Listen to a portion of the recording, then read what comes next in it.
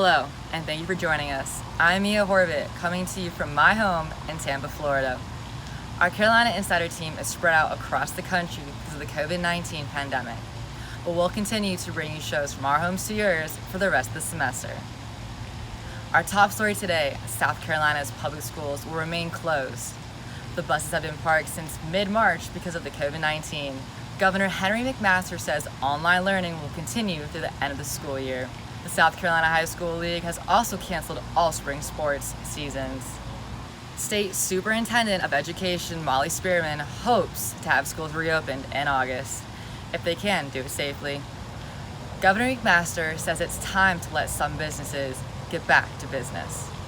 As of April 20th, he's allowing some retail stores to reopen, including furniture, clothing, jewelry, sporting goods, and department stores.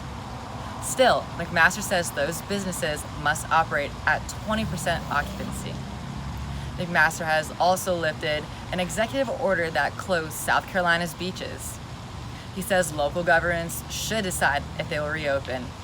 McMaster's decision comes as the Department of Health and Environmental Control says South Carolina may have passed its peak in COVID-19 cases.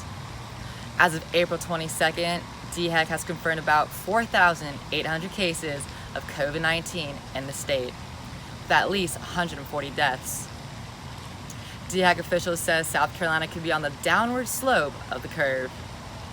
State epidemiologist Dr. Linda Bell says the risk of the transmission still remains high, though. She encourages everyone to continue social distancing. With COVID-19 still spreading across the state, trying to stay 6 feet away from each other, people can make shopping more complicated, even a little chaotic. Robbie Whittle found out how one Columbia area store is handling social distancing. A lot of chaos, but everything under control. A lot of chaos, but under control is perhaps the best way to describe Wal-Mart on Forest Drive these days. Wal-Mart has adopted new policies for customers to follow while shopping at their store. 5-month employee Atlantis Jones says Wal-Mart's methods have been effective in providing customer safety. They're supplying all of our employees with masks. They're taking their temperatures before we clock in. We put guards up for the customer servers. The most interesting of the policies put in place may be the social distancing squares, taped to the ground for customers to stand in while checking out. These squares help ensure customer safety by enforcing social distancing when standing at the checkout lines. The squares are monitored by Wal-Mart employees to make sure every customer knows the new rules. The next time you're in a Wal-Mart, make sure to stay in your square when you're checking out. For Carolina Insider, I'm Robbie Whittle in Columbia. The University of South Carolina expects to make a decision about its fall semester operation soon.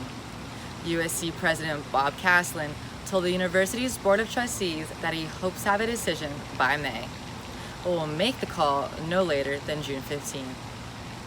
USC moved the rest of the spring semester and all summer classes online because of COVID-19. Not only did the pandemic send many classes online, it put an end to many students' dreams of studying abroad. Maymester and full-length summer semesters were canceled across Europe and around the world, following travel advisories issued by the Department of State and CDC. It's a disappointment for students who have had trips marked on their calendars for months. I didn't cry or anything, but I was just really sad. Some students received emails like this one saying they would only get about 50% of the total cost refunded. The pandemic is hitting some people hard, especially those who have lost a loved one or whose livelihoods are affected. But the stay-at-home orders can also be cause for inspirations. Here with that story in today's Soda City scene is Lovianna Blackwell. Lovianna? Thanks, Mia. I'm here social distancing at my house in Columbia, and like many others, I'm finding it hard to stay busy. It's hard not to go stir-crazy after being stuck inside for weeks, but it's what we have to do to keep everyone safe. So people are taking this time in isolation to get creative, learn new skills, and start passion projects. For some, like Braxton Carr, who is a full-time student working 2 jobs, this is the perfect opportunity to do what he didn't have time for before. Sitting down and writing a song by myself and just like, I don't know, trying to find that vibe or whatever, it was impossible. It was impossible.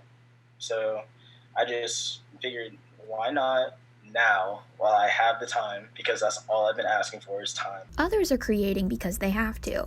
As a printmaking major, Ben Doyle has to finish pieces for his senior showcase, whether he's in school or not. However, being able to do it on his own time has been helpful.